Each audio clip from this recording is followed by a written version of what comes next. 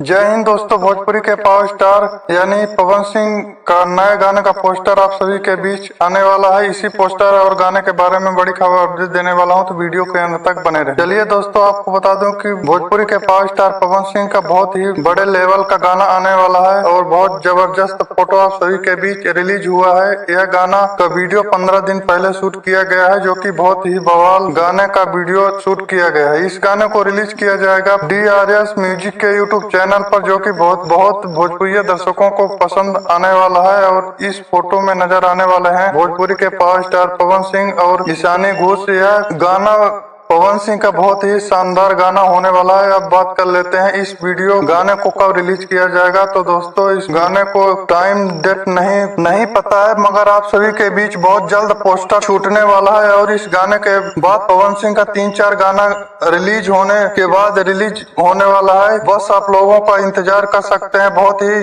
जल्द पवन सिंह का बवाल धमाका गाना आने वाला है। वीडियो पसंद आया होगा, वीडियो को लाइक, चैनल को सब्सक्राइब कर सकते हैं। धन्यवाद।